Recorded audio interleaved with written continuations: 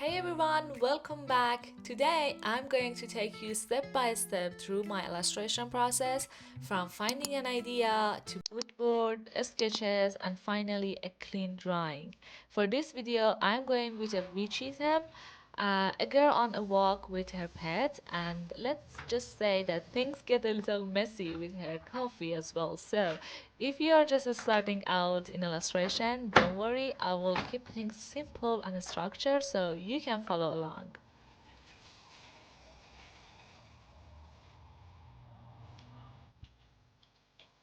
Now let's start with the most important and sometimes the trickiest part, finding the idea. Sometimes you already know exactly what you want to draw, but other times just you don't, and that's totally normal. For example, when I sat down to start this piece, I didn't have a very clear idea. I only knew two things. I want to draw autumn vibe and I want something with a witchy theme. That's it. No full story, no exact character, just a feeling. And honestly, this is the moment that can happen to anyone. The blank page, that's uncertainty. But here's the thing, this step is actually really important because it's where your imagination starts to play. You don't need a full plan at the beginning. All you need is a smaller spark and then you can grow it step by step.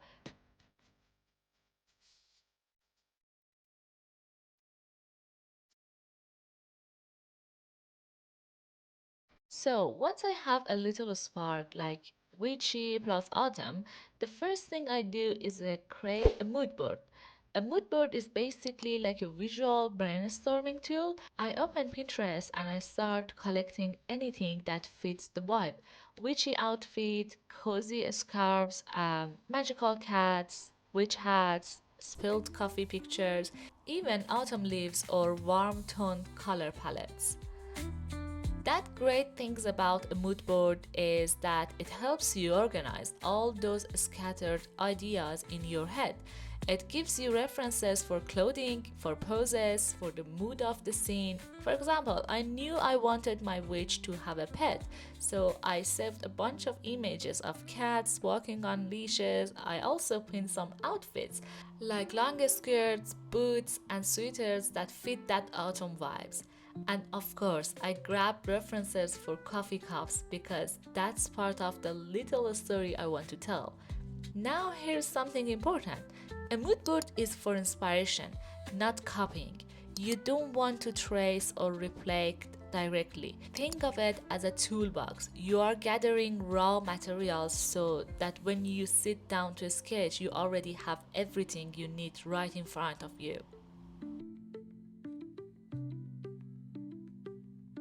Once my mood board is ready, I move on to sketching. And that is my favorite part because it's where the story starts to take shape. I always start with very loose, very quick sketches. Nothing polished, I try different poses and compositions, like what if the witch is calmly walking and the cat suddenly tongues the leash? Or what if the coffee is already mid spill and her expression is surprised, or maybe she's trying to balance everything at once.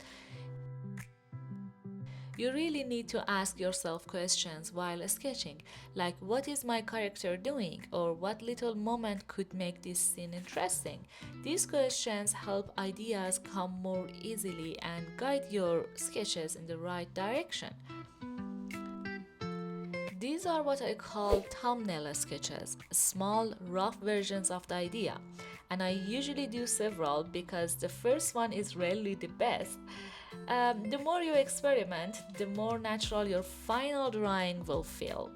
And here is the key, when you are sketching, don't worry about the details.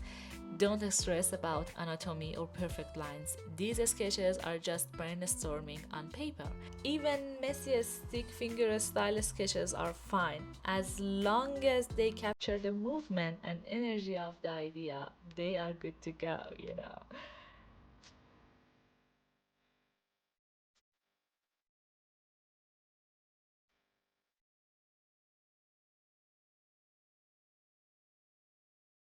After exploring several sketches, I take a step back and pick the one that tells the story best. For me, it was the sketch where the witch looks down at her pet in surprise, her coffee cup tipping and spilling over her outfit. It captured just the right amount of energy and storytelling that I wanted. Once I've chosen the best sketch, I spend time refining it to make my character even stronger. I focus on details like her face, her outfit, and the little things that make the scene more interesting. I work directly on the same sketch, cleaning up the lines that makes everything clear. One tip is to take your time with this step. Don't rush. Even a small adjustment to the pose or preparation can make a big difference. Another tip is to add some light shadows to your character. This helps gives your drawing more depth and make it feel more alive even at the sketch stage.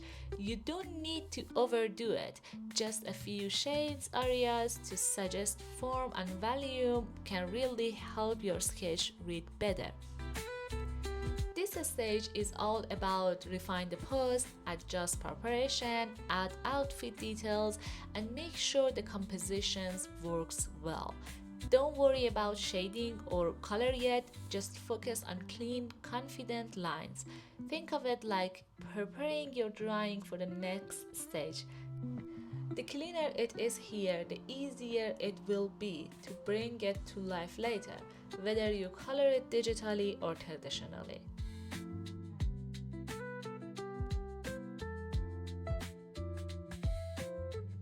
Before we wrap up, I want to share some important tips about the creative process. First, you need to try different things and experiment. Don't expect your drawing to be perfect from the start. Ask yourself, what if I try this pose instead? Or what if I change her expression? Mistakes are normal and they are actually helpful. They teach you what works and what doesn't.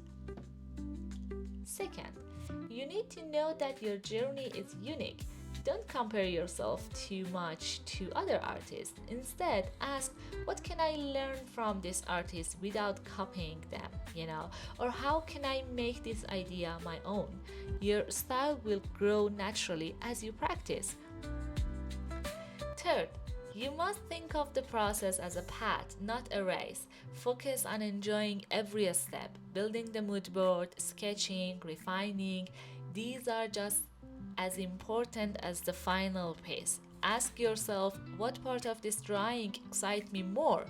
Or what small detail can make this scene more interesting? Thinking like this keeps your creativity flowing and makes learning fun. Now at this point my sketch is ready for the next stage, coloring in Photoshop. In my next video I will take this clean up drawing and show you how I add color, texture and finishing details to bring it fully to life. So if you want to follow along with that part of the process, make sure to hit subscribe so you don't miss it. And that's it, my full process from creating the mood board to finishing the final sketch of my Witchy coffee espresso. I hope this gives you a clear idea of how to take a simple concept and develop it step by step. Remember, every drawing starts with a small idea and it's okay if it changed along the way.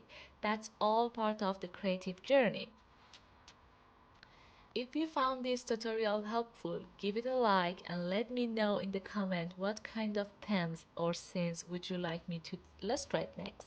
I love hearing your ideas and they often inspire my future projects. And also, if you want more personal feedback, I'm on Patreon where I offer mentorship to my students.